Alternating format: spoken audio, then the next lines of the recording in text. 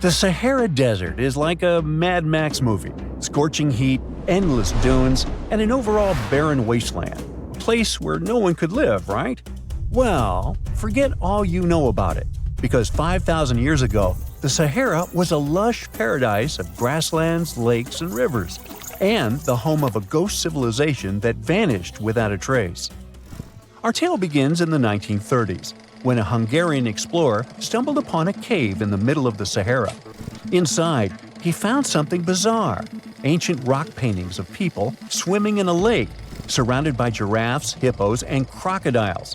At the time, everybody shrugged it off as some symbolic depiction of the afterlife, because, really, who would imagine a lake in the Sahara?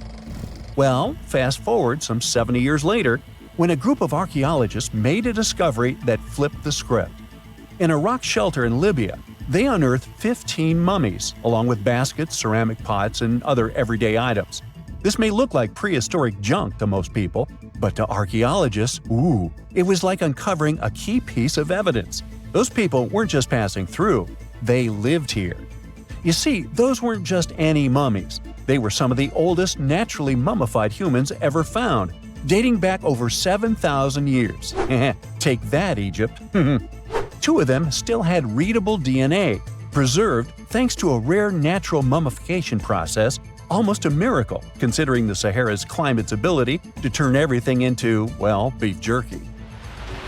Scientists struggled to understand where those mummies came from for a while, because the mitochondrial DNA they recovered was not helpful at all. But thanks to scientific progress, they eventually managed to do a full genome analysis that revealed some weird secrets. Those people belonged to a human lineage that was completely unknown, and they lived isolated from the rest of humanity for thousands of years.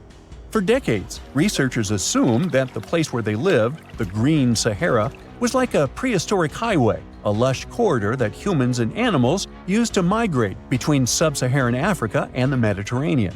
But the mummies demolished that theory, like a hippo sitting on a sandcastle.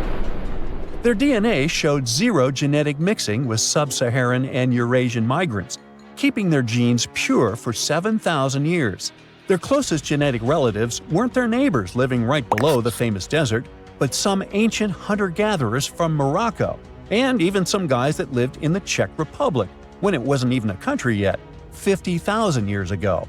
We're not out of the woods yet, because those mummies also carried some teeny-tiny traces of Neanderthal DNA, just 10% of the amount found in modern Eurasians. Now, if you paid attention in school, then you know that Neanderthals lived in Europe and Asia, and early humans only mixed with them after migrating out of Africa. But those Green Sahara folks never left Africa. So how did they get Neanderthal genes? The leading theory is that their ancestors mingled with Neanderthals in North Africa 50,000 years ago before settling in the Sahara and cutting off contact with the outside world. Archaeologists also found cattle bones and tools made of stone and wood at that rock shelter, proving that those people led a thriving pastoral lifestyle. This discovery made scientists scratch their heads for a while because, you see, animal domestication was not developed in Africa. So how did they learn it if they never mingled with anyone? Did they have ancient YouTube tutorials? Probably not. The researchers believe they must have traded knowledge with neighboring groups, but just knowledge, no saliva. It's almost too hard to believe that no outsiders mixed with them. After all, who wouldn't want to live in a thriving civilization in the middle of a green paradise, drinking milk, eating meat, and even using animal blood as a protein source? Ooh, yummy. They didn't have to hunt for every meal, thanks to their livestock, and the abundant water made life pretty sweet.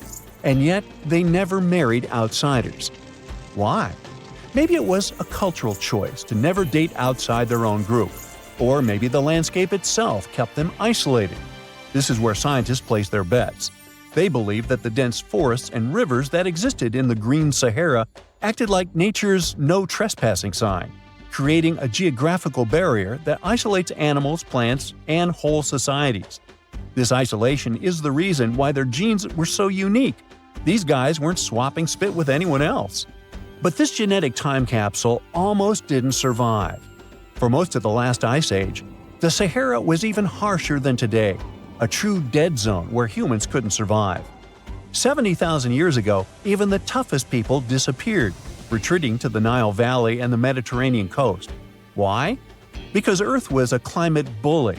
Massive glaciers stole all the moisture, weakening monsoons until rain clouds barely reached North Africa. Then came the knockout punches. Armadas of icebergs flooded the North Atlantic, triggering devastating droughts each time. This was the Sahara's ultimate keep-out era. Now, you're probably wondering how in the world the Sahara turned green after all this, and then went back to being a desert again. Well, it all started 15,000 years ago, I wasn't around then, when Earth was shaking off the last ice age. Our planet's axis was a bit wobbly, and because of that, the northern hemisphere got closer to the sun, getting extra sunlight and heat. This eternal summer turned North Africa into a giant moisture magnet, pulling water from the Atlantic and making it all rain down on the Sahara. The result of this ridiculous amount of rain was a lush savanna, complete with lakes the size of small countries. But the African humid period was not just a one-time miracle.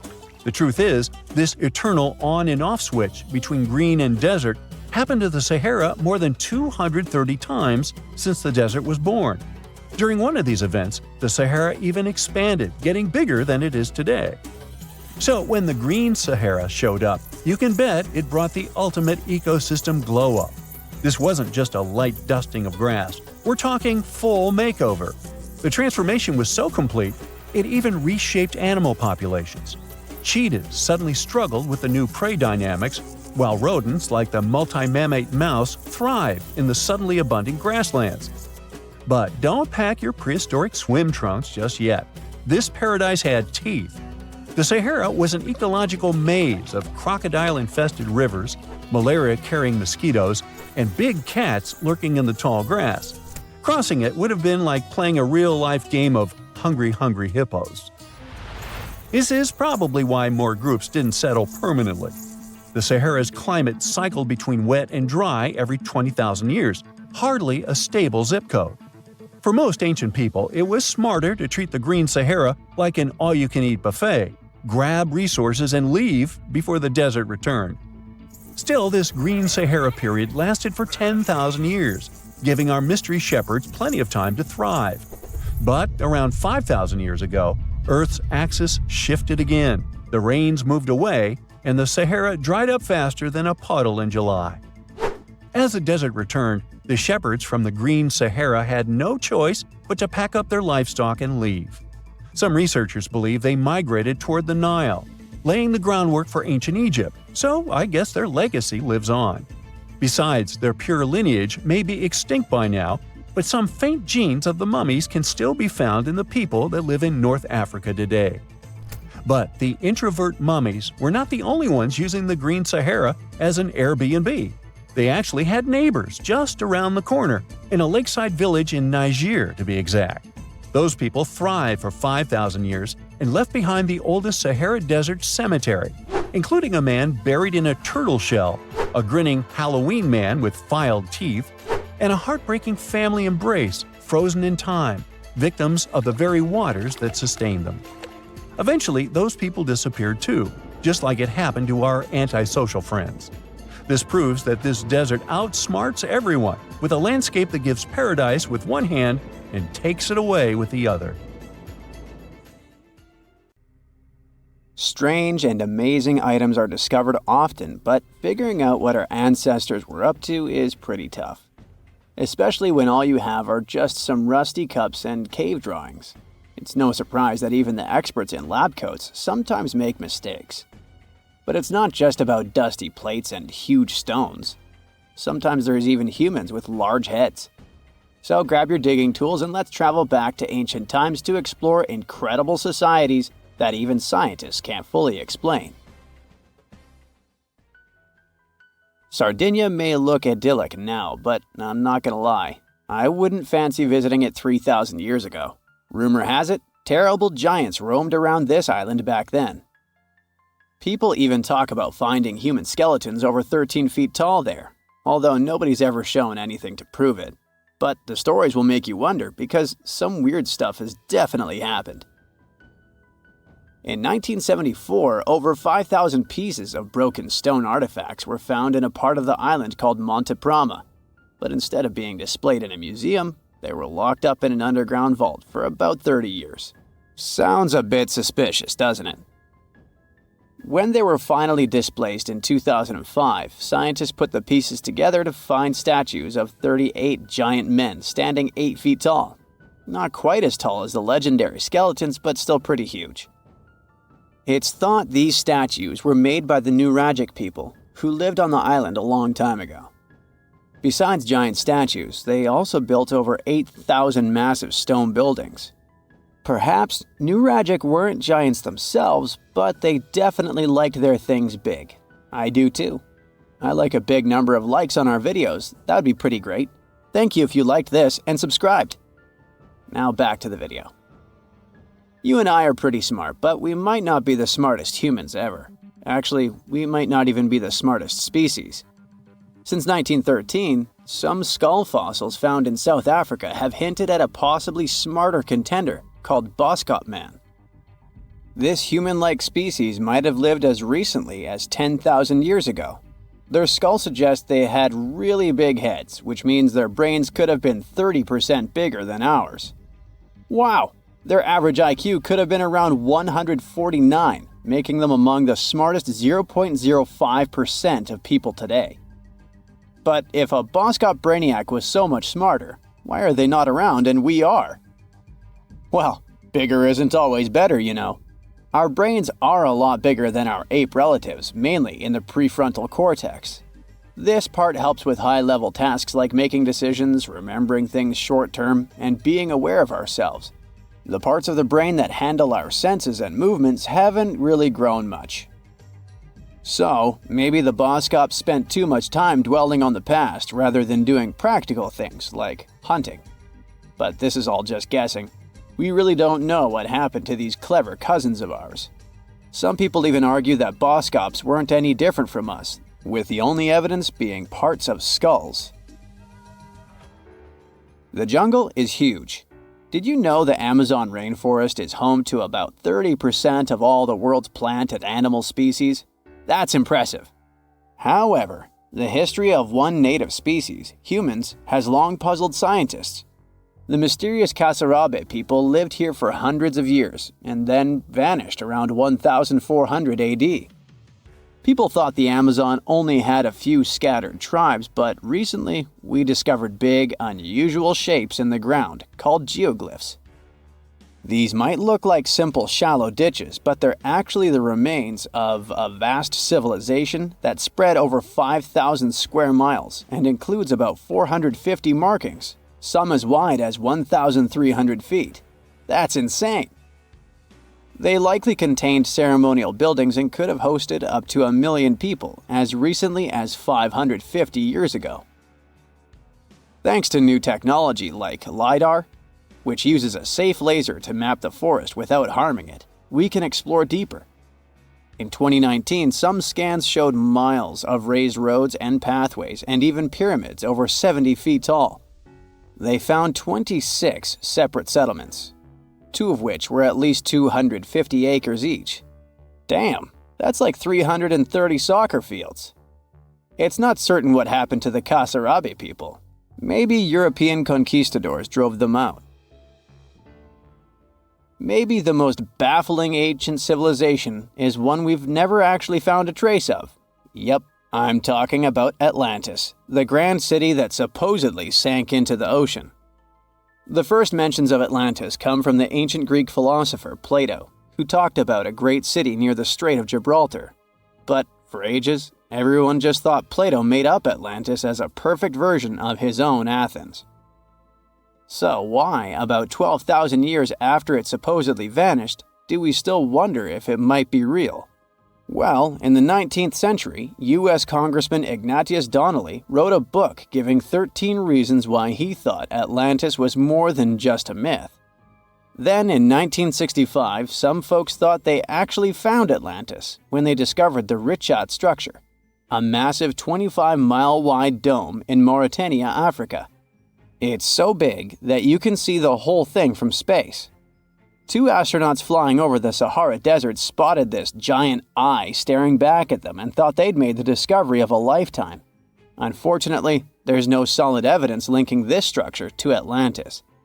It's believed to have formed from volcanic activity about 100 million years ago.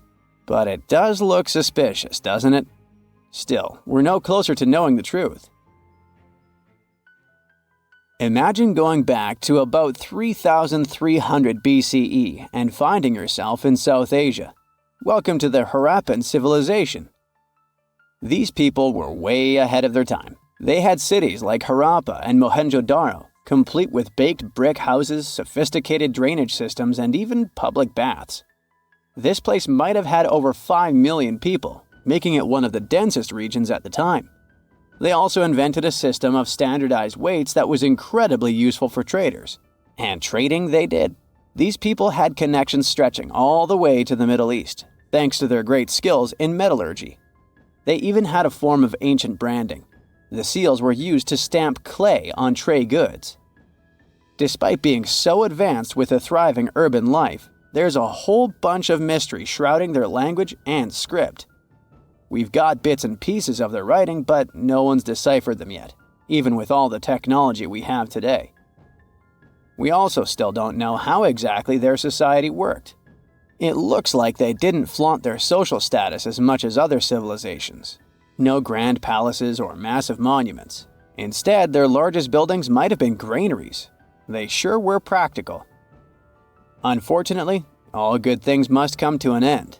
Around 1800 BCE, this bustling civilization started to decline, possibly due to shifts in river patterns. As the environment changed, the Harappans packed up, moving towards more hospitable lands. Ever heard of the Minotaur? The beast with a bull's head and a man's body, hunting the bravest travelers in a massive maze. Well, this wasn't just any old tale. It was one of the most popular dramas of the ancient world. And it was inspired by this place, the island of Crete. The Minoans lived here during the Bronze Age. They had stunning palaces, amazing frescoes, and a culture so rich it still fascinates historians to this day. They built places like Knossos, which was so complex with its multi-story buildings and elaborate hallways that it might have inspired the whole labyrinth myth. Their engineering was so ahead of its time that even their drainage systems were more advanced than what many of us have today. Let me know in the comments which of these stories you find the most fascinating, and thanks for watching. It's the first day of your long-awaited trip to the Amazon forest. You flew all the way to South America. More specifically, you landed in the city of Manaus. It's the heart of the Brazilian Amazon. So far, you've traveled by air, car, and now water. You are on a tiny boat, moving through the dark waters of the Amazon River. Yes, the river is also called the Amazon.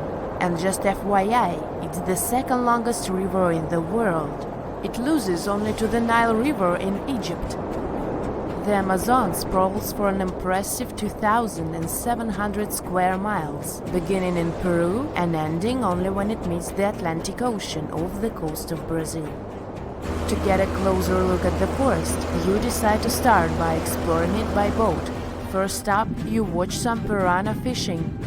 You can even try to catch one yourself if you like. As you may know, piranhas are carnivorous fish that inhabit the Amazon River, so it might not be your best option to go swimming in these waters. One of the most emblematic species of alligators present in the Amazon River basin is the broad-snouted caiman.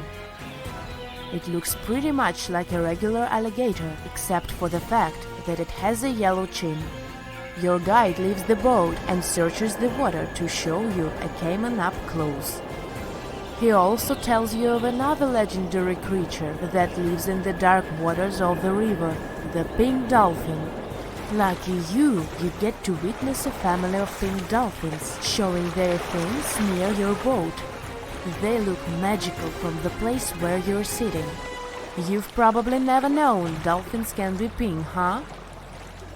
After a few mesmerizing moments, you discover that the dolphin's pink color is nothing but an illusion. The animals are originally pinkish-gray, but due to the brown colors of the Amazon River, they look vivid pink when you stare at them from above. Your guide tells you that the pink dolphin is a central character of Brazilian folklore.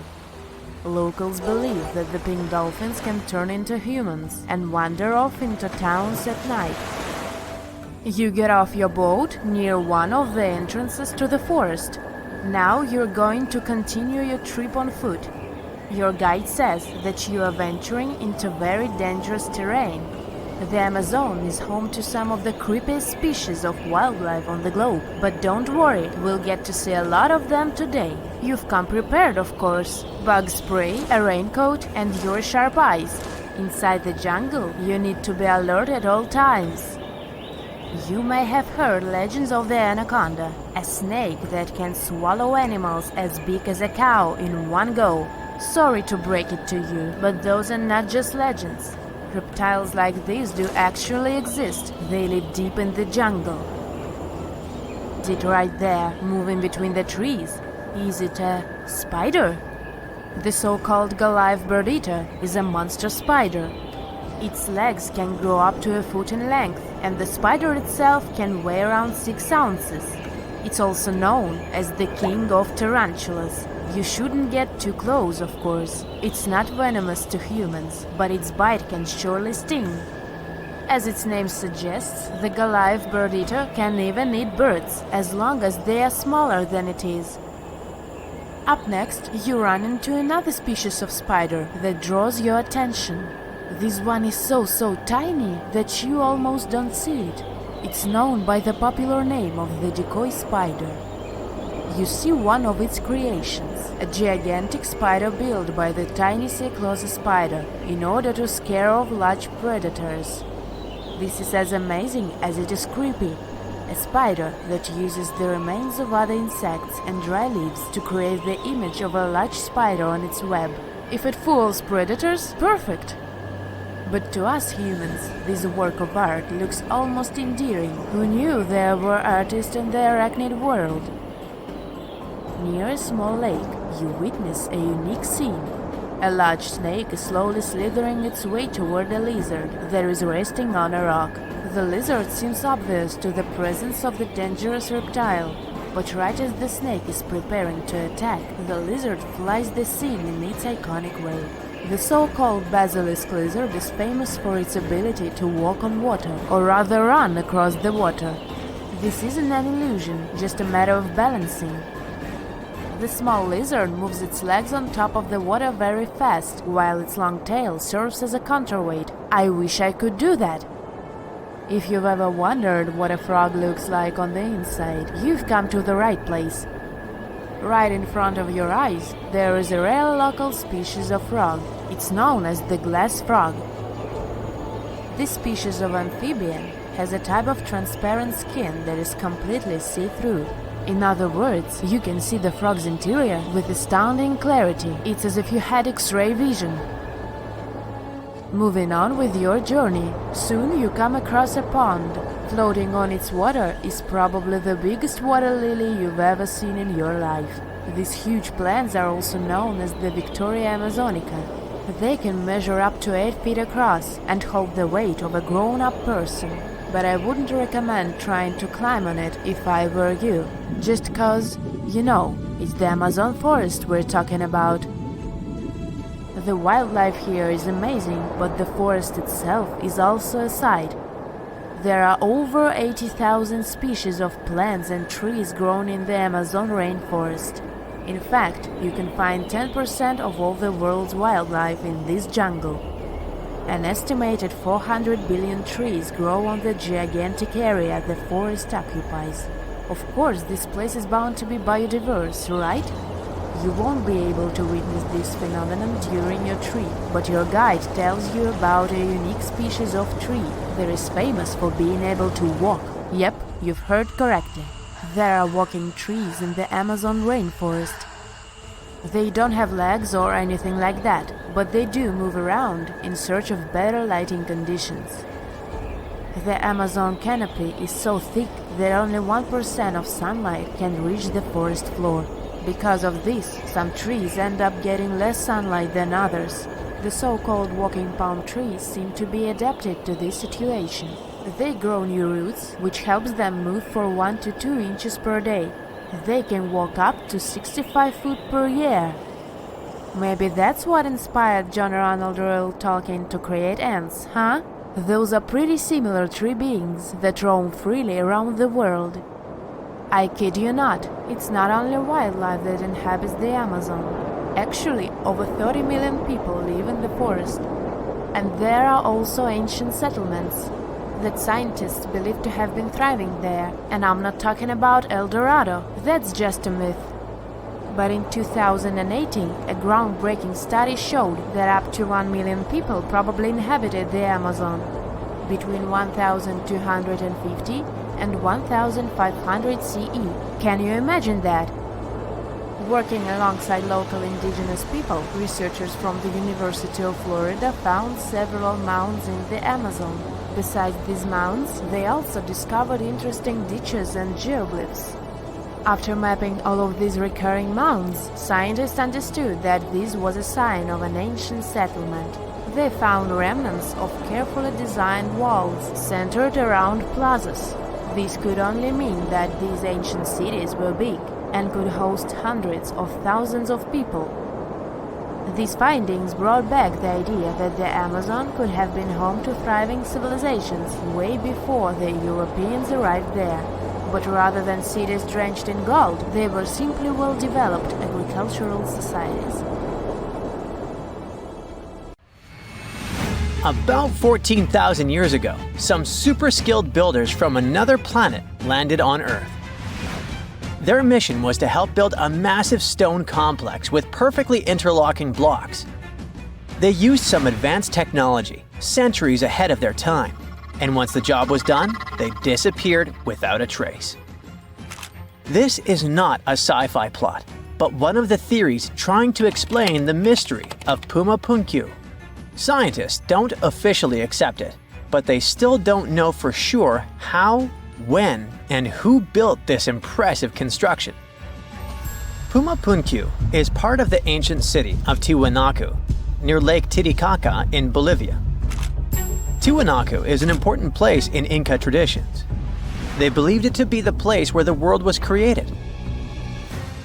Historians believe Puma Punku was built around 536 AD. The first Europeans discovered it in the middle of the 16th century. At the heart of Puma Punku, there is a huge, terraced platform filled with massive stone blocks, some as big as a school bus. The largest one weighs a jaw-dropping 131 tons. That's heavier than 20 elephants. Even the smaller rocks are as big as a couch. Archaeologists believe there were at least 5 big gateways, as well as several smaller ones that may have been part of a grand monument. The site is built using 2 types of stone, red sandstone and andesite, which is one of the hardest rocks on Earth. The 8-shaped blocks of the construction fit together like puzzle pieces. They all look the same, as if they were mass-produced in a factory. But that should have been impossible for an ancient civilization. Even the smaller rocks are as big as a couch. These blocks were carved with precise holes and grooves to fit together. Builders made perfectly straight lines, cut identical angles, created smooth surfaces, and drilled holes. Some scientists believe they may have used advanced techniques, but there's no record of the tools they used. It took another 1,000 years before other civilizations could match this level of precision. One of the biggest mysteries is how these enormous stones were transported. Puma Punku sits high up in the mountains at 12,600 feet above sea level. So high that even trees don't grow there. The builders didn't have wheels, cranes, or modern machines. Yet somehow, they moved these heavy blocks miles from their original locations. Some scientists think they used llama skin ropes and ramps, but no one really knows for sure. The most commonly accepted version is that the Tiwanaku civilization, which thrived in the region between 500 and 1000 CE, built this impressive site. The complex was enormous, and had many different areas. A western court, a large open area in the center, and an eastern court that was surrounded by walls. Long ago, it must have been incredibly beautiful, with polished metal plaques shimmering in the sunlight, brightly colored fabrics and ceramics decorating the buildings, and people in elaborate costumes walking through the plaza. But something doesn't add up here, as the Tiwanaku people never wrote down how they built Pumapunku. They would have probably left some clues if they had accomplished something like this. Plus, the Tiwanaku people didn't have the high-tech equipment needed to carve and move giant stone blocks with perfect precision. The architectural historians who first studied the place professionally concluded that a hammerstone couldn't have done such a fine job. They found no metal tools that were used in the construction process. That's why they suggested they might have used some unconventional tools the historians didn't even recognize as tools. There's a theory that these ancient builders might have had a way to soften stone to make it easy to carve before it hardened again. Or maybe they poured liquid stone into molds, just like we make concrete today. If it's true, this would mean an advanced civilization existed in South America long before we thought. Some researchers even think it had to do with the theory of Atlantis or other lost civilizations that may have had immense knowledge before a global catastrophe wiped them out. Local legends say that powerful deities used incredible powers to lift and shape the massive stone blocks. And some people believe Pumapunku was so advanced that the builders must have had help from visitors from outer space. The perfect cuts and massive stones look like something from modern construction.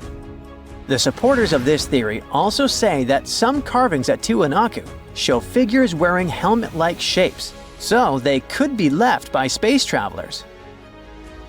Scientists from the University of California, Los Angeles, decided to officially debunk this theory. They created a digital model of Pumapunku using super precise measurements from historical records. Then, they used a 3D printer to make a miniature version of the site at 4% of its original size. Once the pieces were printed, the team sorted them by size, shape, and design, like a giant puzzle. They noticed that some blocks had special grooves for holding metal clamps, and others had ornamental carvings. When they finished their model, they realized one of the buildings had a very familiar design. It looked just like structures from two nearby sites. This was solid proof that Pumapunku was built by humans, not visitors from outer space. Over the centuries, people stole stones from Pumapunku and moved them around. This made things even more confusing for archaeologists. UCLA team created a digital archive, so researchers all over the world can now study the site without traveling to Bolivia. So maybe we'll hear about the new twists in this mystery soon. Another construction from the past that still impresses us with extreme precision is the Serapeum of Saqqara, a burial place built around 3,000 to 3,500 years ago.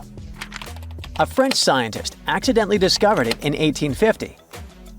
Inside the Serapeum, he found a long underground hallway. On both sides of the hallway, there were giant stone rooms, and inside those rooms, there were huge granite sarcophagi.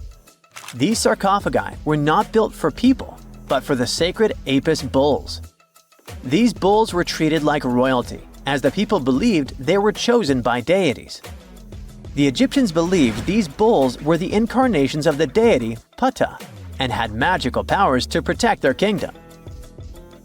Some of the stone boxes inside the Serapeum weighed around 70 tons. They were made with perfectly straight angles and smooth surfaces.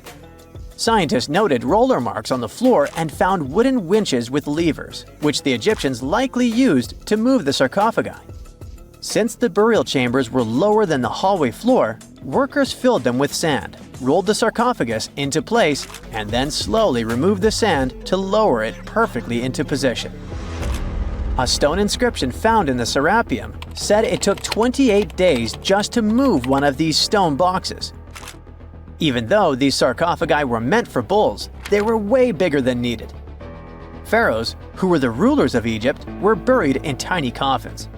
So it's really weird that these boxes were so enormous. Another question is why they used granite, which is so hard to carve, instead of limestone. Some people believe the stone boxes weren't just tombs. They might have been ancient energy generators.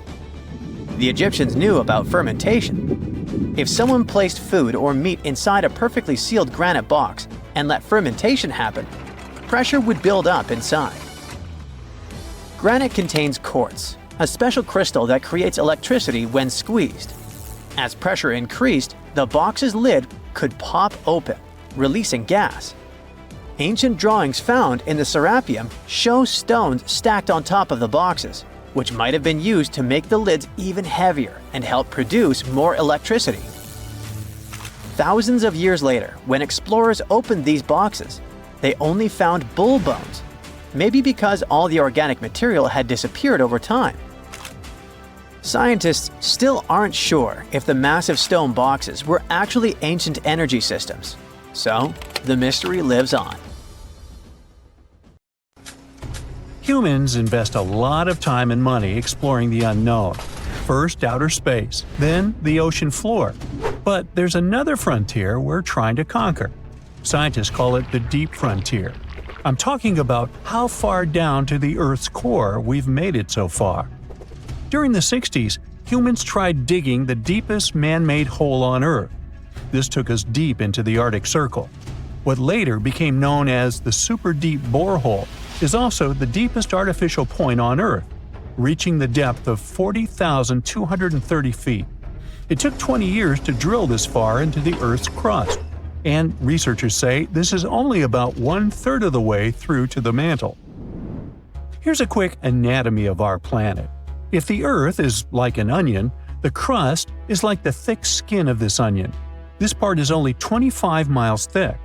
Beyond this is the 1,800-mile deep mantle, and after that, right at the center of the Earth, is the core, which is made up of 2 layers, inner and outer. Now, can you guess where on the planet the crust is at its thinnest? On the ocean floor. When American scientists understood that, they started drilling holes on the seabed. This gave way to Project Mohole. It began in 1961, but their technology to drill deep holes on the ocean was really bad. They had to improvise. They installed a system of propellers along the sides of their drill ship to keep it steady over the hole. The main challenge was to drill as vertically as possible. Otherwise, that deep hole would look more like a deep maze. Both the Kola Super Deep Borehole project and the Project Mohole came to an official stop in the years that followed. But hey, humans have built some pretty deep stuff underground. In 1963, a Turkish man took a swing with his sledgehammer to improve his basement and discovered a tunnel. That tunnel entrance led to more openings that connected a multitude of halls and chambers. He didn't know it, but he had discovered Deringoyu. This once lost city was up to 18 stories tall and 200 feet deep. The city was large enough to host 20,000 people, and it was simply standing beneath Cappadocia in Turkey the whole time. Cappadocia hosts hundreds of subterranean dwellings. 40 of these underground cities are at least 2 stories high, but none of them are as huge as Deringoyu. There's not a lot of historical accounts of how Deringoyu was born. Some speculate that the oldest part of the complex was dug about 2000 BCE by the Hittites. The Hittites were an Indo-European civilization who formed one of the first major civilizations of the Bronze Age in West Asia. Scholars think they built this underground city to protect themselves from invasion. Others think it was actually the Christians who built the city in the 1st century CE. They speculate that it could have been constructed to protect people from the intense temperature variations, extreme heat in summer and freezing cold in winter. Geographically, the terrain under Cappadocia is great for building. The rocks are soft, which makes tunneling easier. For that same reason, opening large caves underground is fragile. That's why most chambers have pillars that support them. On the bright side, and we are, none of the floors at Deringoyu have ever collapsed. The builders of Deringoyu thought of everything. The city was shut off from the world by huge rocks that hid its entrance. It was ventilated by a total of more than 15,000 shafts, around 10 centimeters wide. This way, they guaranteed enough breathing air in the upper levels in a way that they ended up being used as the living and sleeping quarters. The lower levels of this impressive maze were mainly used for storage. But honestly, they had it all. A room for a wine press, for domestic animals, small religious buildings. They certainly didn't spare any efforts to make that underground city as complete as an above-ground one. Now, speaking of impressive underground stuff, Switzerland has the longest tunnel in the world, built here on the Swiss Alps. This absurdly huge tunnel was built over 8,000 feet below the surface. Check this out. This is what the Gotthard-based tunnel looks like. The first idea to build the tunnel was put forward as early as 1947, but construction only officially began in 1999.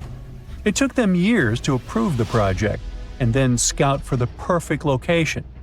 Even so, the 73 different rock types that compose Massif turned the construction into a real challenge. Some of the rocks were as hard as granite, and others were as soft as sandstone. This meant they needed different approaches and equipment so the whole thing wouldn't crumble down. Overall, they had to excavate about 28 million metric tons of rock to make way for the tunnel. There were many other challenges to build that far into the earth. The deeper into the mountain they got, the hotter the temperatures were.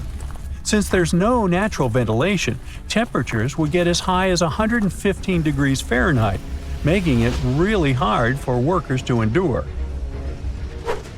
The tunnel stretches for 35 miles from one end to the other. During the construction, workers had to use 4 massive tunnel boring machines, aka moles, to penetrate through the massif. Each of these moles was around 1,400 feet long. But that was one of the best things they could do, since these machines limit the disturbance to the surrounding ground and help to produce a smooth tunnel wall. You'd never guess that the world's deepest basement belongs to the Sydney Opera House in Australia. The building goes as deep underground as it grows above ground.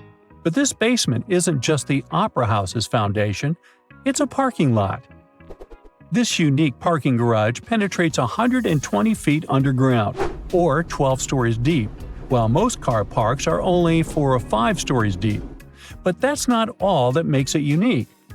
You see, if they decided to build a normal rectangular parking space, this would end up eliminating a bunch of possible parking spaces. And since they wanted to maximize the space they had available, they had to come up with some superb structure. First, they opened up a man-made cavern to make that dream possible. Then they had to come up with a design. That's what led to the donut-shaped cavern, or what engineers call a double helix. This design shocked the engineering community for its innovative approach. But hey, it worked! Today, there is space for over 1,000 cars down there, which seems about right for an opera house. Let's wow once again real quick. Some underground structures may take up to an hour to reach.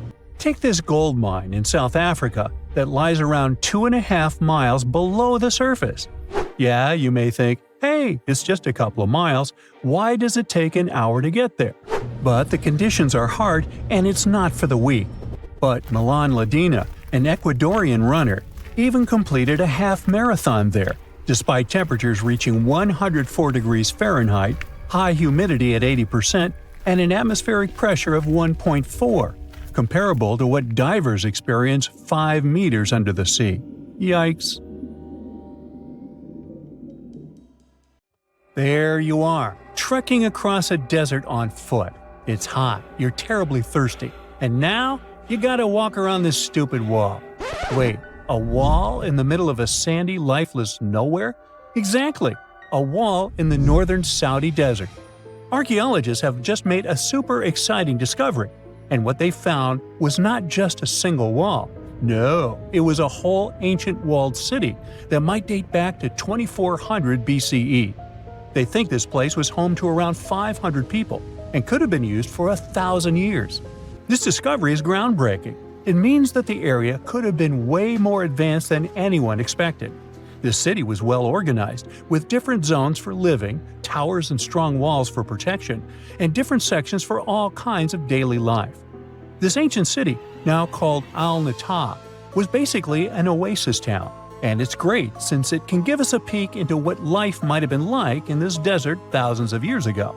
Apparently, they had clearly separated areas, like residential sections, a cemetery, farmland, and even a town center. This oasis city, found in the Khaybar area, is the first big organized settlement from the 2nd or 3rd millennium BCE that researchers have uncovered in northwestern Arabia. The first surveys show that this town, which covered about 6 acres, had several districts, including the residential area, the cemetery, and the legal one, with courts. The houses were set up in neat rows, all connected by small roads.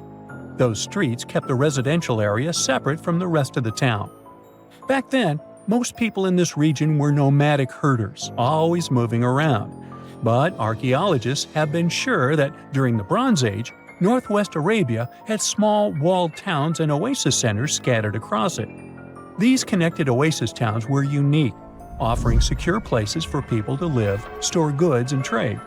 They started showing the beginnings of urban planning, which hints that people of that time were already starting to settle down and organize communities more seriously. The research team estimated that there were about 50 homes in Al-Natab, but that number could go up to 70 as they keep digging. They think that a few hundred people lived there, and probably one of the coolest things is that some houses went up to 3 stories tall. Built on a slope near a couple of major trade routes, this city was set up in a prime spot. Now, one of the most impressive things about this place is its water supply.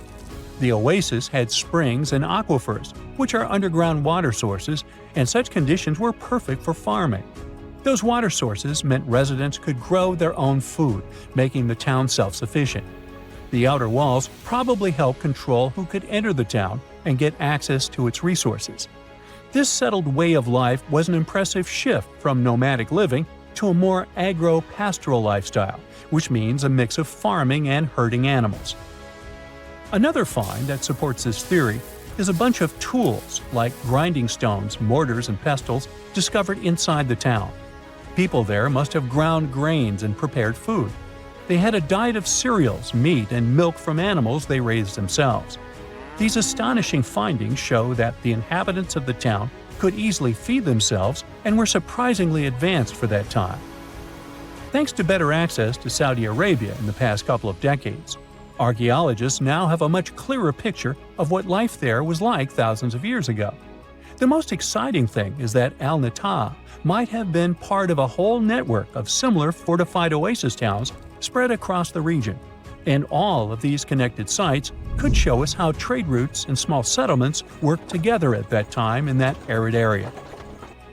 Now, at the same time, this recent discovery isn't the only one that has the scientific world buzzing with excitement.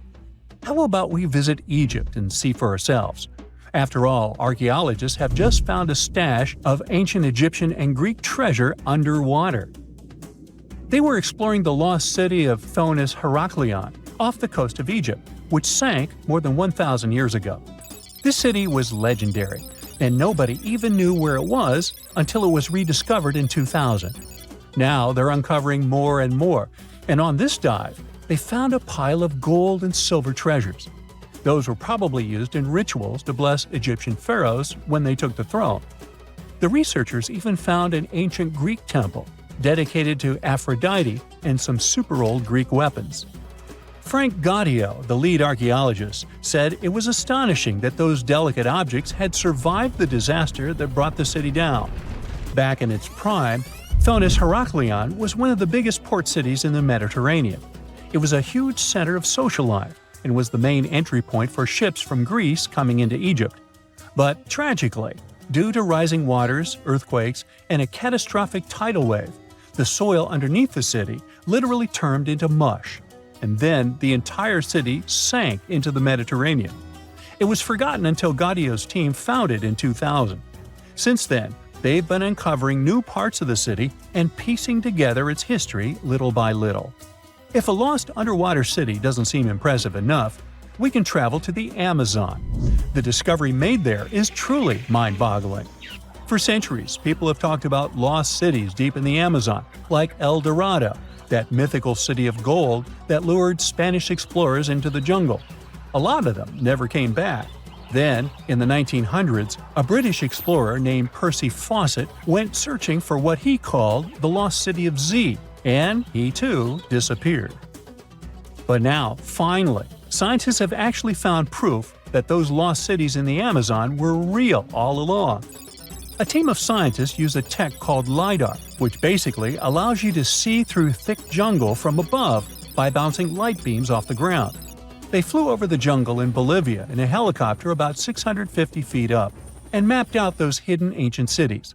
What they found were ruins of a huge urban settlement built by the Kasarabi people who lived there from 500 to 1400 CE. And it wasn't just a couple of buildings here and there. No, the LiDAR maps revealed massive urban centers, pyramids, platforms, roads, canals, and causeways, all carefully laid out. Turns out the Amazon wasn't just an untouched jungle. It was once home to big, complex cities. A scientist from the German Archaeological Institute explained that Europeans had long ignored the possibility of ancient Amazonian cities, but the LiDAR maps showed they were wrong. The new maps have revealed 26 sites, including 11 that no one even knew existed. Researchers have discovered two main city sites, Landivar and Kotoka. They had massive moat causeways stretching out like spokes on a wheel, linking the main cities with smaller surrounding settlements. Some of the canals even connected the cities to rivers and a big lake, which allowed water to flow through the area. Over the years, scientists found scattered ruins all over this region, but the thick jungle made it nearly impossible to connect the dots and see if or how they were related. With LiDAR, the whole layout came to life, showing that those sites were part of a much larger organized urban system. It's now also clear that the sites had a greater meaning, since everything is lined up in a way that could be symbolic of the spiritual beliefs of the inhabitants. The Kasarabi culture isn't as famous as the Maya, but they had a thriving society in an area that faced huge challenges, like yearly flooding. And although the nearby Andes had their own monumental sites, the Kasarabi were doing something absolutely unique. They even had reservoirs to store water, which suggests they might have been dealing with occasional droughts, which is pretty unusual for the Amazon. Actually, those terrible droughts could be why the Kasarabi eventually left their cities around 1400 CE. This just in, the world's oldest pyramid was built during the last ice age. And I'm not even talking about Egypt. I'm saying our ancestors might have spewed a 27,000-year-old pyramid in West Java. Gunung Padang is not exactly shouting pyramid. It's more of a mound with huge scattered stones tossed all over it. But local people seem to revere it, and they have for centuries. It wasn't until recently that the Indonesian authorities decided to excavate a bit deeper to see what all the fuss was about. They ended up finding the remains of a human settlement. It was rather unexpected, since the mound is pretty high up. This excavation could only prove there were humans in the area as far back as 45 BCE, which sounds reasonable. It was up to an Indonesian geologist named Donnie Hillman to prove that Gunung Padang is the world's first pyramid. He used all sorts of new technology to support his claim. Our guy used carbon dating, which digs deep into the earth and takes whole chunks of soil. He found layers and layers of constructions, like he was digging up Rome and finding ancient buildings buried in the ground.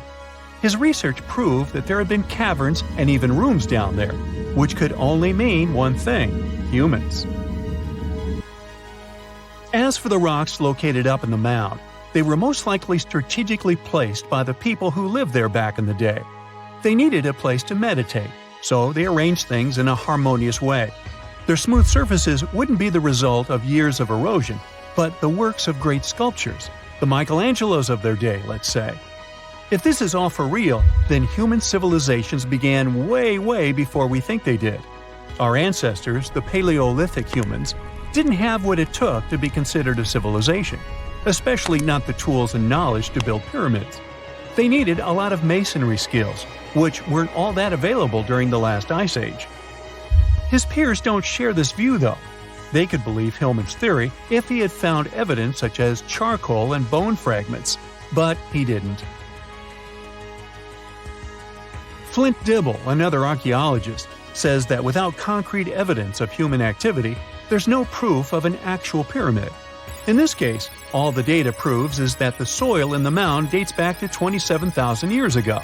He thinks the rocks on top of the mound just slipped down the hill like rocks normally do. Only a complex society would have managed to build a stepped pyramid like they claim it was. But according to Bill Farley, an American archaeologist, there's just no reason to believe there were any settlements in Indonesia during the last ice age. Now, just so you know, the oldest known ancient society with this kind of knowledge is probably 11,000 years old and used to occupy the region of modern-day Turkey. Take a look, Turkey's Göbekli Tepe. It's also not a pyramid, but it's the oldest monolithic construction made by humans. Back in the Neolithic period, a lot of people settled there, and there are proofs for it. For example, the walls there are covered in ancient drawings of clothing and wild animals. Until recently, the title of the world's oldest pyramid went to a three-sided construction known as the Djoser Pyramid in Egypt. Djoser is located just a few miles south of the Giza complex in a town called Saqqara. It made its way to popular culture more than once. In the 18th century, it became a common feature in European paintings. Young men from the cultural elite did a grand tour around the world, and Saqqara was at the top of their list. It was also featured in the video game Assassin's Creed, with a digital representation way more accurate than many historical drawings of the thing. That was kind of a big deal in ancient Egypt, to build pyramids for kings to spend their afterlives. And if you thought the Khufu pyramid was the oldest one in the world, well, Djoser was built 70 years ahead of that time. The development of new technology has allowed archaeologists to make groundbreaking discoveries, and a new, or should I say ancient pyramid in South America might win the title in dispute.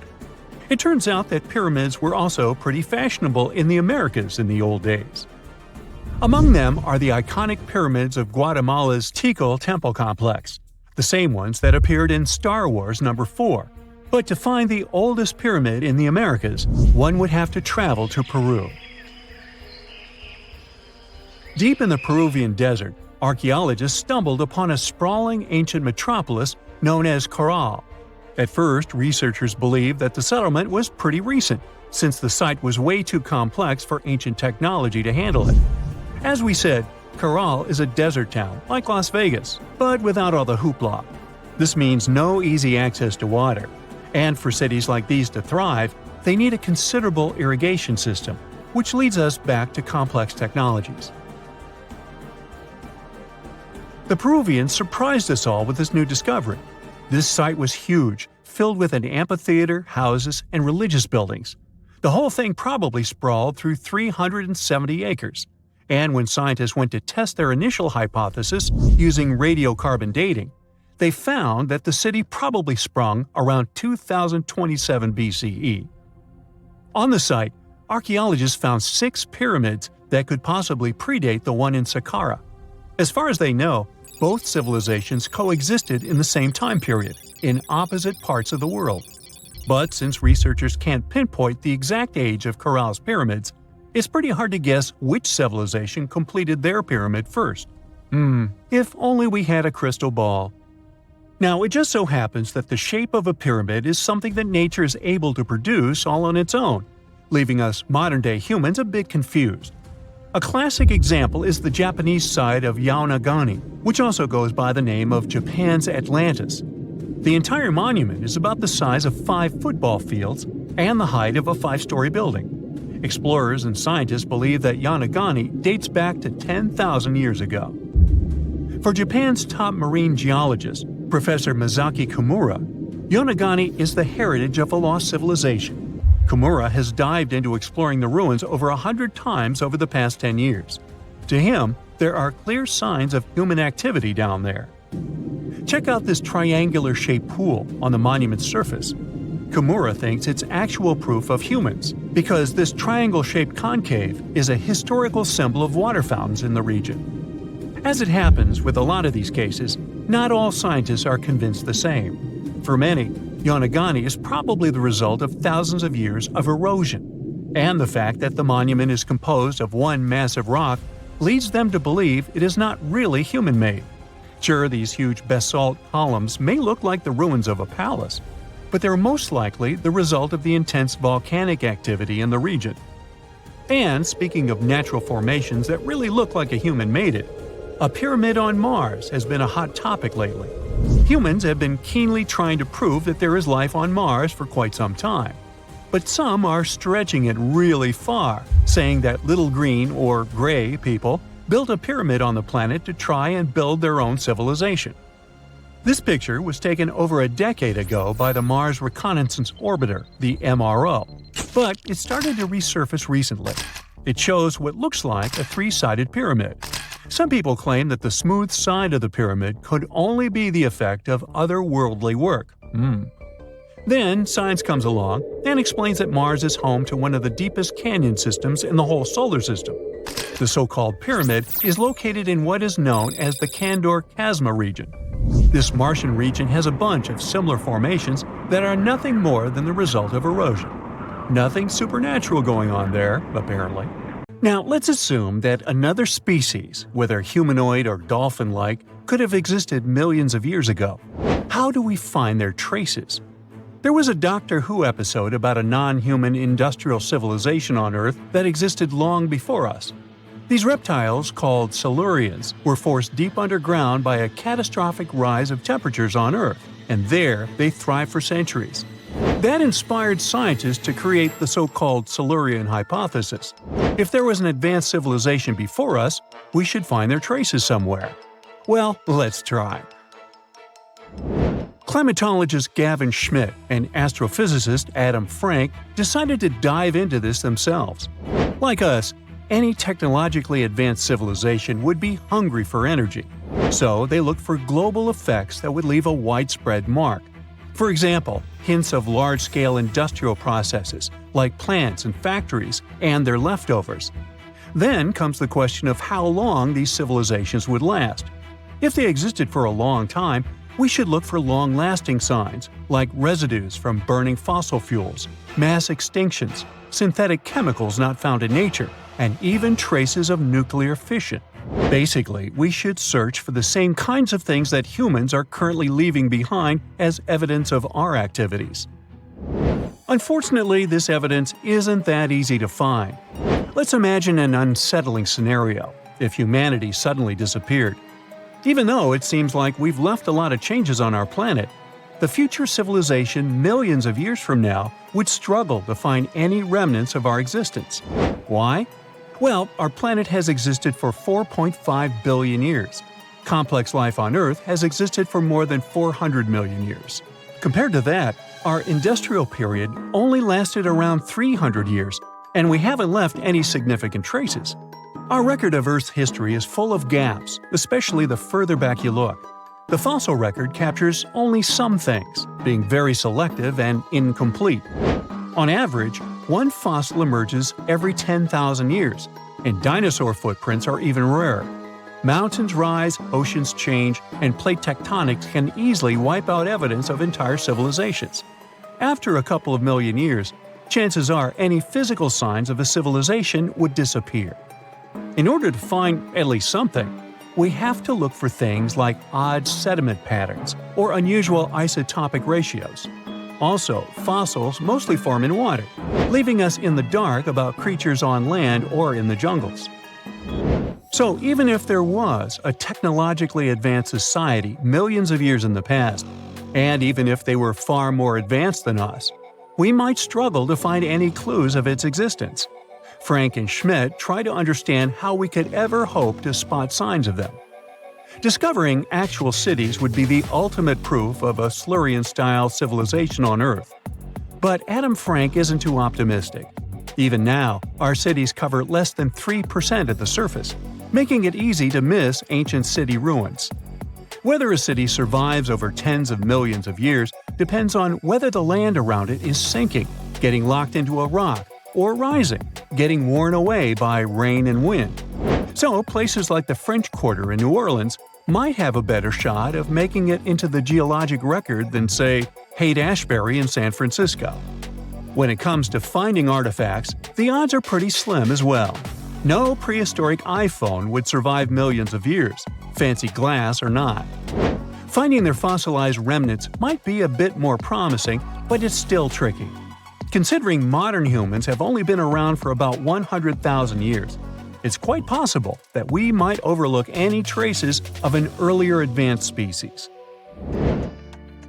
There is one thing, though. We could stumble upon their traces in rocks. Our current chaotic era might leave a distinct mark on the Earth's geological history, especially since we're basically experiencing PTM 2.0. I'll get to that in a moment. So they try to look at the changes in the carbon cycle. Humans have been releasing a lot of fossil carbon since the 18th century. This leaves a special mark in the carbon isotope ratio, like a signature that shows the difference between carbon in living things, such as seashells, and carbon in lifeless volcanic rock. Scientists also look for signs in the way sediments are arranged. Large coastal deltas might mean that there were bigger rivers made by folks in this hypothetical civilization. Traces of nitrogen could suggest big-scale farming, where they used a lot of fertilizer. Spikes in metal levels in the sediment could mean runoff from heavy industries. Of course, a single find like that wouldn't tell us anything. Schmidt says the key is to look for multiple signs together. Without clear artifacts, the uniqueness of an event might show in various clues rather than a set of changes linked to a single cause. On a quest for Silurian-style clues, scientists even decided to check the moon. Some astronomers find it surprising that no one has looked into this before. They even joked about the possibility of dinosaurs building rockets and leaving traces on the moon or other celestial bodies. These astronomers think that Earth-like planets tend to erase signs of civilizations on their surfaces. So they're exploring the wild notion that these beings might have been space travelers. In that case, remnants of their technology, known as technosignatures, could be lurking not only on our moon but also on asteroids, or even buried on Mars. There they might endure for millions or even billions of years. Unfortunately, so far, despite digging into the past 380 million years and examining all suspicious events, the researchers haven't found a clear match for a technological civilization. They don't give up, though. Frank calls for more investigation. For example, we could study how modern industrial chemicals stick around in ocean sediments. This, he believes, could help us identify similar chemical traces in the Earth's history. If there are no traces, why do we even bother to find something like that? This research is based on Schmidt and Frank's recent papers. They were delving into the Anthropocene. It's the proposed epoch, dominated by human activities on Earth. It's full of these things called hyperthermals. They're prehistoric events when temperatures on Earth sharply increased over a relatively short time. They're like extreme heat waves from the past. A great example of this is the Paleocene-Eocene thermal maximum, or PETM for short. It happened around 55.5 million years ago and saw a rapid rise in global temperatures. Over 200,000 years, the average temperature on Earth jumped from about 9 to 14 degrees Fahrenheit. We studied these hyperthermals to understand how they occurred, from natural causes or human activities. So, these hyperthermals sparked the genesis of Frank and Schmidt's research. To study them, scientists started examining chemical signals and tracers left in rocks. When doing that, Schmidt and Frank uncovered some eerie parallels between all the climate issues we have today and past periods of rapid temperature shifts. There's a close similarity between the PETM and other hyperthermal events. So all this work isn't just about solving a historical mystery. Understanding our impact on the environment can guide us to finding better ways to live in harmony with the planet and avoid becoming a forgotten species in the future. Our Milky Way is filled with lots of planets that could be just right for life, but we don't know if there are other civilizations out there. Earth is the only place we know of with living beings. About 200 years ago, people wondered if there might be civilizations on Mars. Back then, it was a real question.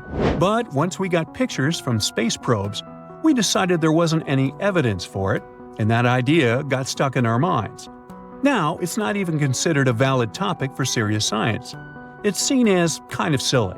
But no one has set clear limits on what could have happened on our own planet a really long time ago. So even if there is no proof, we shouldn't throw away the possibility. Don't forget, it took humanity a while to recognize dinosaurs.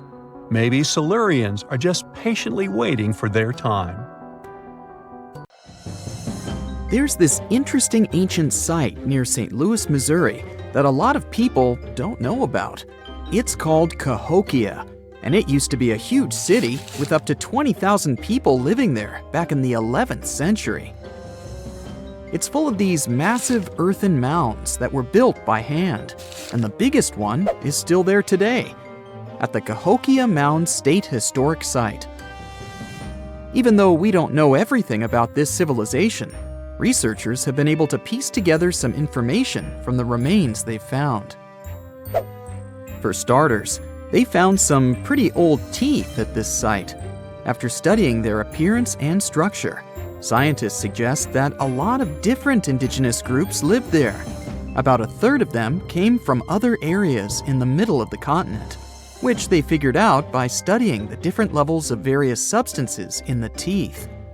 And get this, the way the mounds are arranged shows that this was actually a planned-out city, not just a bunch of villages grouped together. The rulers lived on top of the mounds, while everyone else lived in other structures. It's amazing to think that they were doing things like farming, hunting, logging, pottery, and weaving, all within this one giant city. Right in the middle of Cahokia, there was this giant mound that was about 100 feet tall, and around it, there was this huge wooden fence.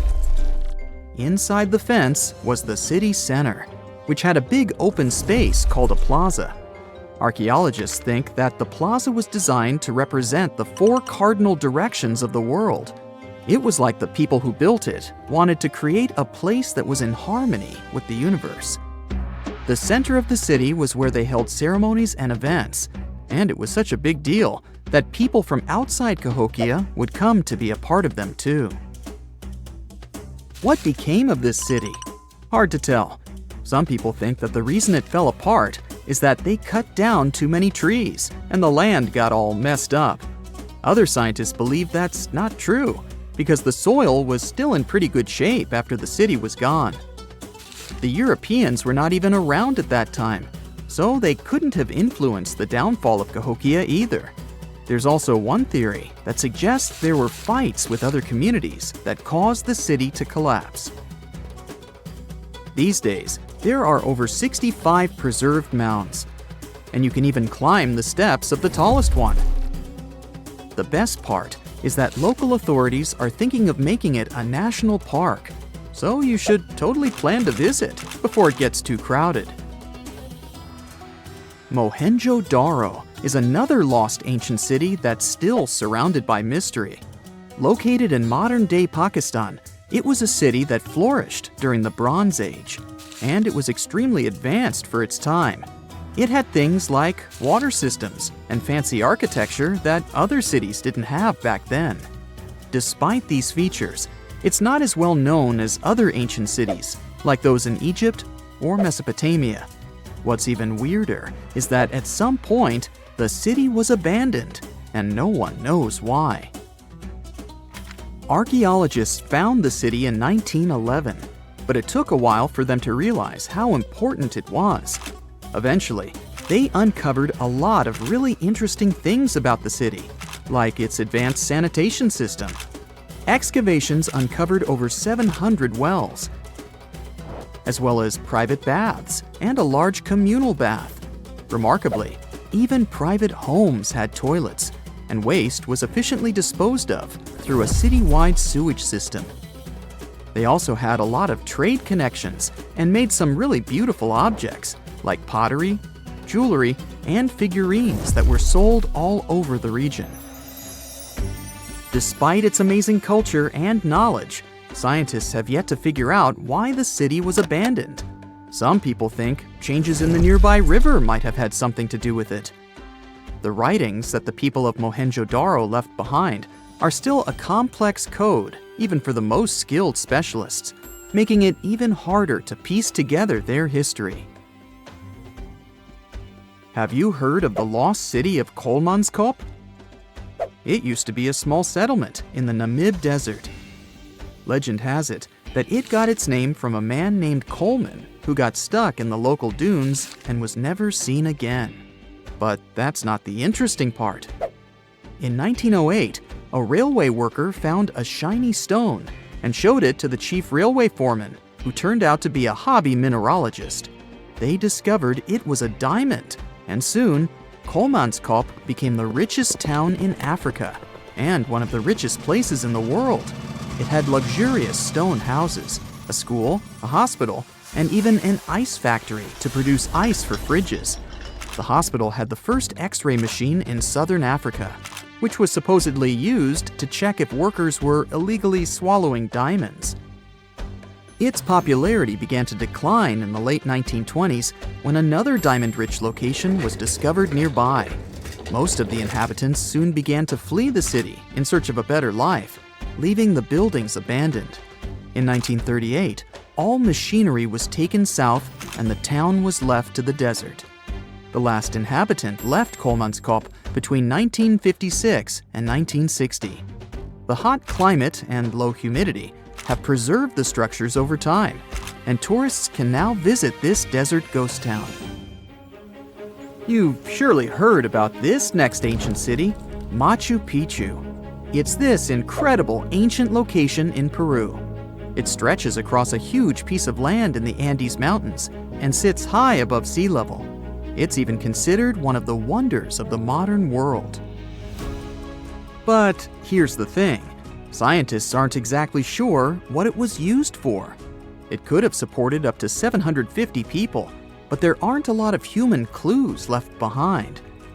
Some people think it was more of a spiritual or ceremonial place, while others believe it may have been like a fancy spa retreat for the nobles. The extensive terraces might mean it was used for crop testing or as a trading hub. And there's even a theory that it was used as a prison because they found a cell-like area too. It's amazing that even today, archaeologists and historians are still puzzled about how it was built. Did you know that they probably didn't even use wheels for transportation? And those massive granite rocks were somehow pushed up the steep Andean mountains, even though most of them weighed a lot. Some historians think that hundreds of people worked together to push each rock up the peak. The huge stones at Machu Picchu are also so close together that you can't see any cracks between them. It's pretty cool because it also makes the area safe during earthquakes, which is important since Peru is a shaky country. But how did the stones stay put during all those quakes? They actually move a little bit, but then they go back to their original spot, almost like they're dancing. Some people think wet wooden wedges were used to keep them in place, but that doesn't really add up, considering how big the structures are. Locals back then also seem to have built Machu Picchu without using any pack animals or iron tools. They had to sculpt and put everything together using mostly their hands. Plus, the citadel is built on a fault, so they had to move a bunch of stone and earth to make it flat.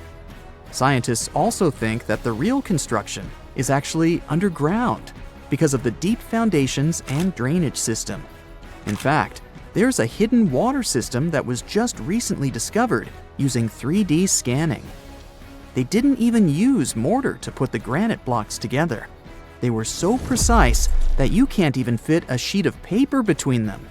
One theory suggests that people that lived there used stone tools made of a harder material than the stone they were cutting.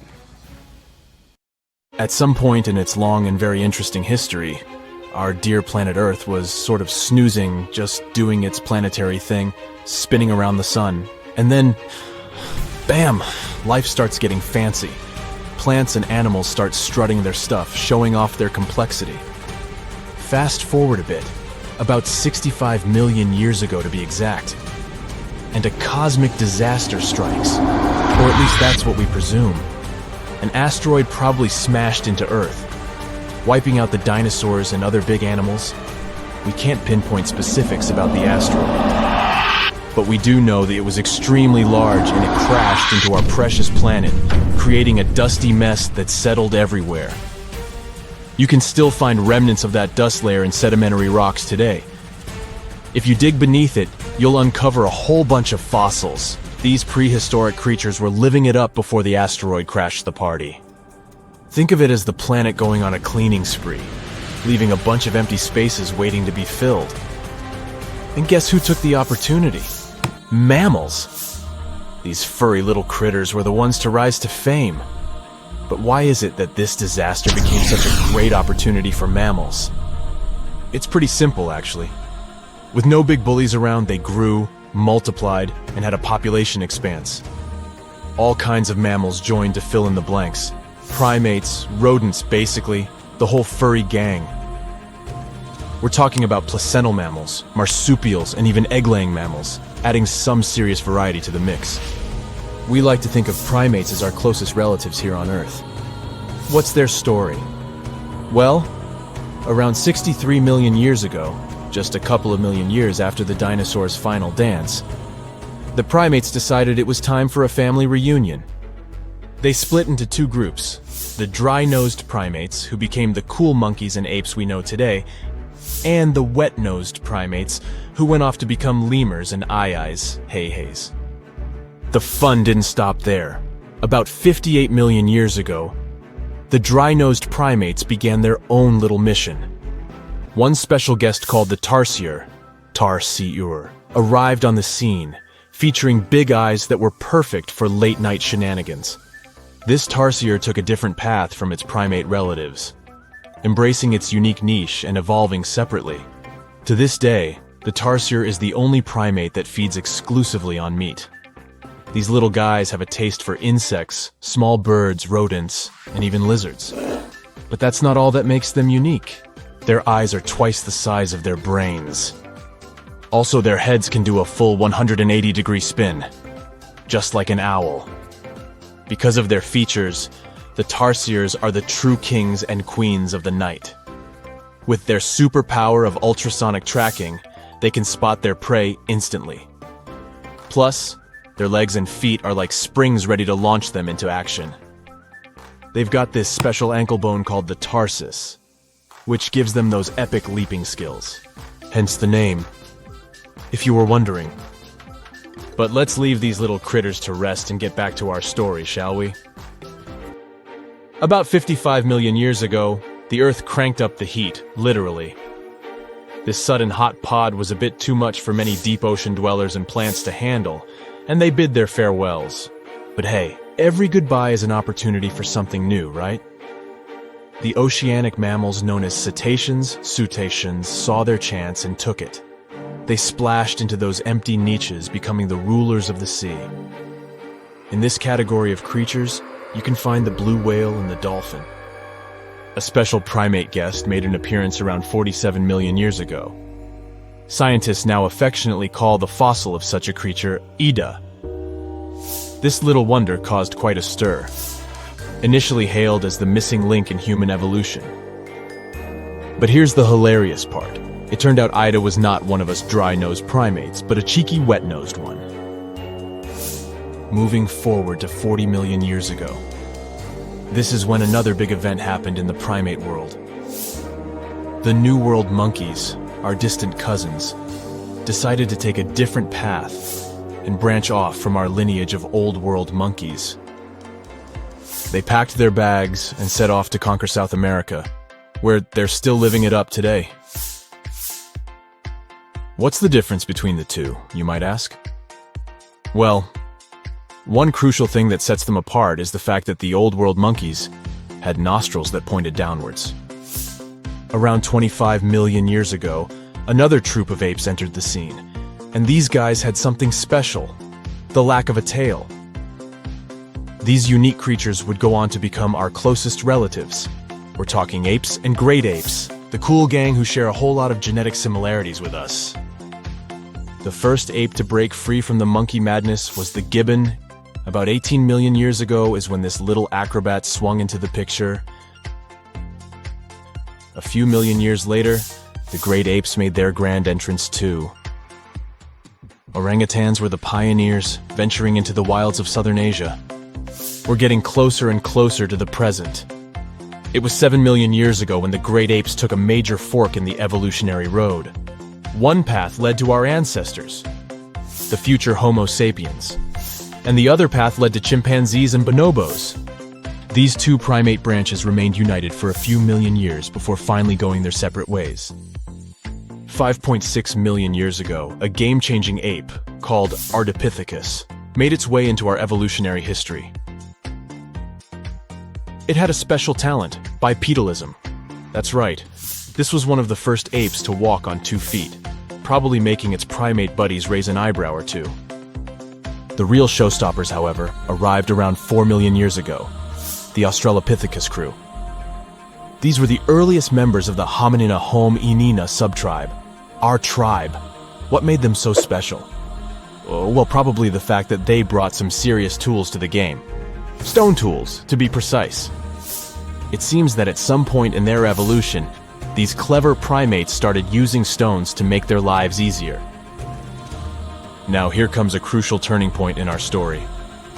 About 2 million years ago, our ancestors faced a food shortage. Survival of the fittest was the name of the game, and 2 strategies emerged.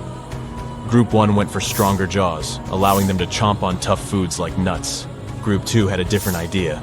They opted for weaker jaws, but bigger brains. They wanted access to a wider range of food options. Obviously, the bigger-brained group took the prize. And here's where our gang comes into play. Around 2.5 million years ago, a type of primate also known as handyman made its mark on history. These clever beings had larger brains and knew how to put those neurons to good use. About 1.9 million years ago, a new star emerged, Homo erectus. These creatures not only walked upright, but also had brains that were almost twice the size of the handyman's. They took the world by surprise, becoming the first of our direct ancestors to venture out of the African continent. They even knew how to tame fire. Approximately 700,000 years ago, the world witnessed a culinary revolution. The earliest evidence of cooking appeared. And around 500,000 years ago, our ancestors decided it was time to become a bit more fashionable, donning the first evidence of clothing. Our very own species came to be just 300,000 years ago. Told you we were late to the party. But the world was never the same after the appearance of Homo sapiens, the anatomically modern humans. Alongside our other relatives, we emerged, ready to conquer the world with our innovative minds and complex societies. The exact path of our evolution remains a bit of a mystery. But what we do know for sure is that Neanderthals joined the party around at some point too. As Homo sapiens flourished, so did our capacity for language. Modern speech is believed to have emerged almost hand in hand with our species. We started expressing ourselves, sharing stories, and shaping the world with our words. So, there you have it. It took 13.8 billion years of cosmic history for humans to make their entrance. Think about it. 99.998% of the time since the Big Bang, we weren't even around. Our species, Homo sapiens, is the toddler of the Earth's family, existing for just the tiniest fraction of the universe's timeline. Yet, in this blink of an eye, we've managed to unravel the entire story that led to our existence. The story won't end with us. It's an ongoing saga, still being written with every passing moment. Imagine you get to be an archaeologist for the day. You'll travel the world to solve the mystery of long-lost civilizations that disappeared without a trace.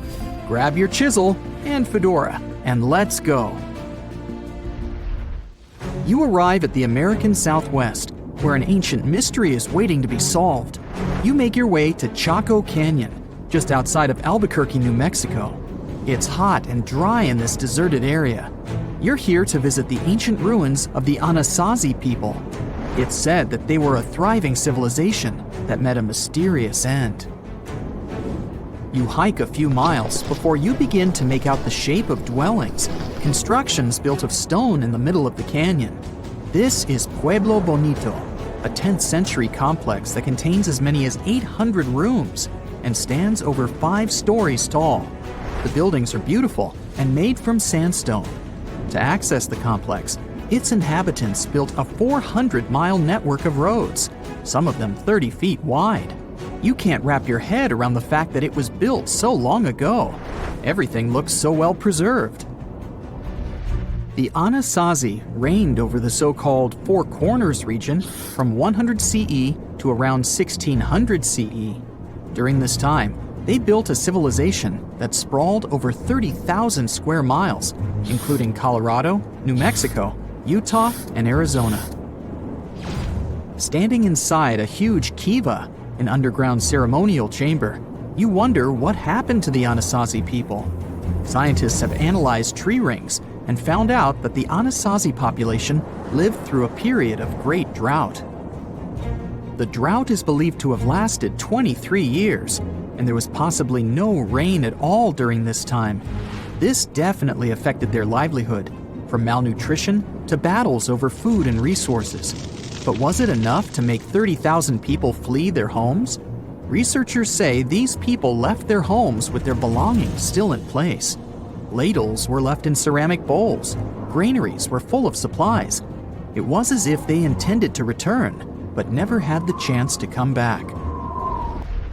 For many years, archaeologists have believed that the drought was the reason for the disappearance of this thriving society. But there's other evidence that shows a different story. Anthropologists say that the ancestral Puebloans, as they are also called, were an exemplary population. They were peaceful and lived together in harmony. But that's not what their architecture shows. They isolated themselves from the rest of the world by building their settlements so high on top of cliffs. And they built walls and other security structures in order to protect themselves. What were they so afraid of? Recently, archaeologists began to study bone fossils of the ancestral Puebloans, and they've found evidence that suggests that toward the end of their civilization, things might have gotten pretty bad. Evidence shows that local leaders were ruling using fear-based methods. Severe punishment started to be inflicted on those who did not follow their strict rules. Why this happened is still a mystery, and you might need many other excavation trips to find out the truth. It's lucky that your next destination is really close by. Still in New Mexico, you'll visit the Blackwater Draw. It's a national prehistoric site that holds the story of the Clovis people. You're shocked to find out that the Clovis are possibly the oldest humans to have inhabited the U.S. They were the first humans to allegedly cross the Bering Strait and follow the ice-free trails down to the U.S.'s southern plains. Try to picture what this area looked like when the Clovis people roamed this land. A huge spring-fed lake with mammoths, giant sloths, saber-toothed tigers, and bison much bigger than the ones we have today wandering around. The archaeological site you're visiting shows that the Clovis population were big game hunters. You're able to identify the bones of several mammoths and even the stone tools that our prehistoric ancestors used to hunt them. Some of these date back to 13,000 years ago, aka the end of the last ice age. You're presented with two possible theories on the disappearance of the Clovis population. It's possible that during the final 1,500 years of the last ice age, changes in climate caused a shortage of food. Scientists also believe that this situation was worsened by overhunting. Another theory suggests that a large meteor hit North America, and this was enough to alter the climate and make the Clovis people migrate southward to try to survive. But the truth is, there's no evidence that any of that happened. Next, you'll fly to the Pacific Ocean, to the mysterious Easter Island. This place has left us with many questions, from the building of 13-foot-high face statues to the sudden disappearance of the Rapa Nui people who inhabited the area. You approach the island at Anaquina. a white sandy beach on the island's northern shore. Researchers believe this area was one of the first settlements of the Rapa Nui. You could say you're standing at the end of the world, as you're over 3,000 miles away from South America and 1,000 miles away from the nearest island. Around 800 CE, when the first humans arrived, the island was an oasis. Today, the area is mostly deserted. You get your first clue on the fall of the Rapa Nui from an excavation pit you open at the beach. There's clear evidence of human presence: charcoal, tools, and bones, some of them belonging to rats. Bingo! When humans arrived at Easter Island, they brought along rodent companions. They probably didn't know this at the time, but these rodents would contribute largely to their demise. Rats love palm trees, which helped to deforest the natural vegetation of the island gradually over the years. But there's another clue. Looking into genetic data, you discover that South Americans came into contact with the Rapa Nui around 1722. What might have happened to this population is the same that happened to other more isolated groups. The contact with foreign groups brought about diseases that possibly led to the end of the Rapa Nui. To finish off your trip, you're headed to Cambodia. The country was once home to the Great Khmer Empire from the 9th century CE to the 15th century CE. The ruins of this place are magnificent. Your main excavation site is the Plains of Angkor, built alongside the Mekong River. This huge site was the most important Khmer city at the time. Just FYI, Angkor actually means capital city in the Khmer language. The Khmer were able to build a huge network of roads connecting Angkor with the rest of the empire. And it's believed that up to 1 million people were spread throughout the Khmer Empire at its peak days. It was the largest pre-industrial city in the entire world. It's comparable in size to modern-day Los Angeles, just so you can get an idea. The Khmers were also master builders and engineers. They managed to build a complex irrigation system that helped their rice farming through the centuries. And to connect their cities, they built almost 500 miles of intricate highways and bridges. Oh, and not to mention the complex architecture of their religious buildings, such as Angkor Wat, one of today's most visited tourist sites in Cambodia. It took over 30 years to build, and it spreads over almost 500 acres. Back in the day, its towers were probably decorated with gold, but today, the site is a maze of vine-covered temples. Like your fellow researchers that came here before you, you're unsure of what caused this civilization to be wiped off the map. One possible guess has to do with the climate in the region. Strong monsoons might have caused massive floods and severe damage to the infrastructure, especially to the water system the Khmer people heavily relied on to survive. But another reason could have been regional conflict and immigration. Toward the end of the 15th century, the empire started to decline in numbers, and this could have weakened its strong power. You might not go home with many answers, but you've certainly learned a lot, huh? You're walking down the street. You see a strange-looking antique shop called Ageless Trinkets of Mr. Bright. You're curious, so you enter there. You take a look at all the weird stuff. Suddenly, an old folded parchment paper catches your attention. It's a world map, but something's off with it. Instead of showing the countries as you know them, it shows the locations of 4 mythical lost worlds and civilizations. Mr. Bright, the shop owner, comes next to you after realizing your shock. This map won't let you find these places or anything, but I can explain to you the legends behind them if you want, he says. Let me begin with Atlantis. You might know it as Aquaman's underwater kingdom, but Atlantis, the fictional island, was actually first introduced in 2 of Plato's works. According to him, Atlantis was a highly advanced civilization that existed about 9,000 years before his own time, and its story had been passed down by poets, authors, and others. He wrote about Atlantis and its citizens to give a moral lesson. and to teach about the dangers of arrogance, as well as the eventual downfall of those who are after too much power. In his dialogues, Plato stated that Atlantis was a great and powerful empire that was respected in all parts of the world. It was founded by beings who were half deities and half human, and became a great naval power after a while.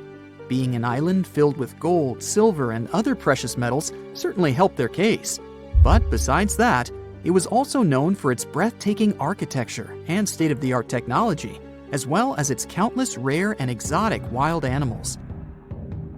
Atlanteans were proud of their great achievements and the perfection of their civilization, but their excessive pride was going to bring their downfall. They believed they were so superior that they could gain control over any nation. This led them to launch a series of invasions. They conquered many of the Mediterranean lands, but when it was time to enter Athens, Athenians pushed back with an extraordinary force, so the Atlanteans were finally defeated. Plato stated that deities then got angry at Atlanteans because of how wicked, greedy, and immoral they became. So they punished them by sending earthquakes, which caused Atlantis to sink beneath the sea.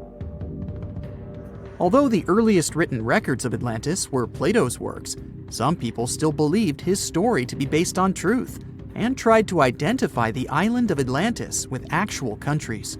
Some people suggested it may have been located in the Mediterranean Sea, near the coast of Spain or Italy. Others thought it may have been located in the Caribbean, off the coast of Central or South America, but there was no solid evidence to support any of these claims. One theory, in particular, seemed more plausible than the others, though. Located in the Aegean Sea, the island of Santorini was the home of a highly advanced Minoan society.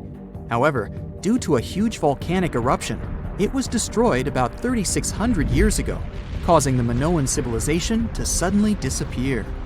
These similarities between the fictional Atlanteans and the historical Minoans made Santorini a good candidate for the speculations. Yet again, there were still major flaws with it, such as how the time when Plato said Atlantis was destroyed doesn't coincide with the time of Santorini's eruption. So Atlantis still continues to be regarded as nothing more than a popular legend in the scientific world. Now, let's move toward the northeast direction on the map, Mr. Bright says. According to Celtic Breton mythology, there once was a magnificent city called Ys, also known as Caris, that towered over Douarnenez Bay in France's Brittany region. It was the most wealthy city in the entire Atlantic. It was especially famous for its beautiful gardens and buildings, and its citizens were all living comfortably and happily there. Dahut, who was King Bradlon's daughter in Breton legends and literature, had a deep love for the sea. She begged her father to build a city at the edge of the sea, and that is how the city of Ys was established. Little did she know that she would be the one responsible for the destruction of her father's beloved gift. You see, since the city was surrounded by the sea, it needed to be protected by a dike equipped with floodgates, and these gates could only be opened at low tide.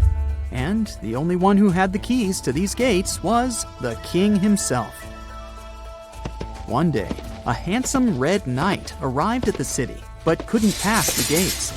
Dahut was so taken by him that she wanted to let him in. She knew that her father was the keeper of the only key to the city, so she sneaked into his room and stole it from him. Then she gave it to the Red Knight so that he could enter the city and they could be together. However, the Red Knight turned out to be the Prince of Darkness, and he intentionally left the gate open to the raging sea.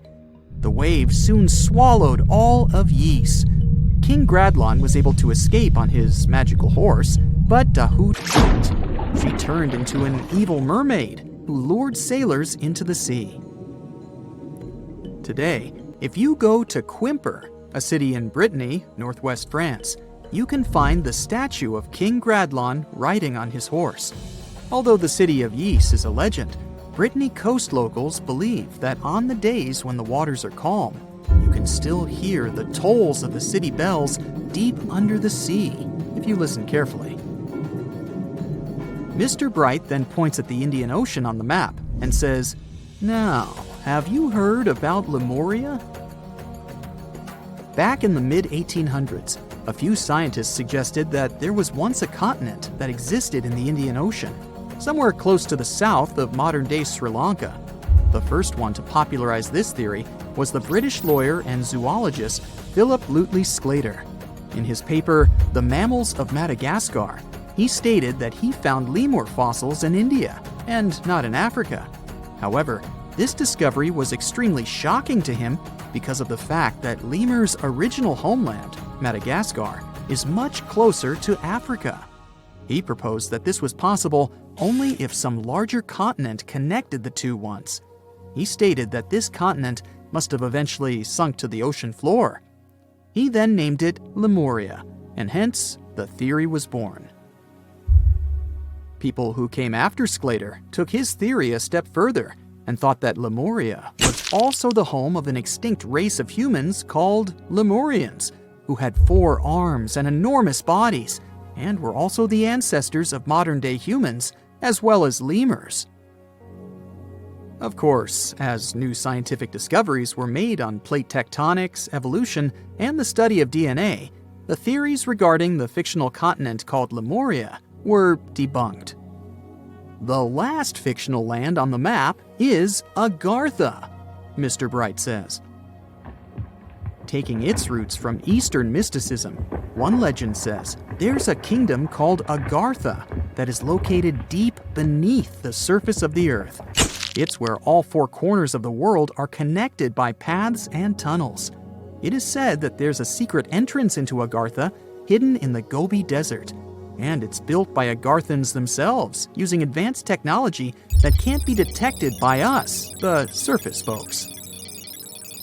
According to some beliefs, Agartha exists to counterbalance the energies of those who live above the surface.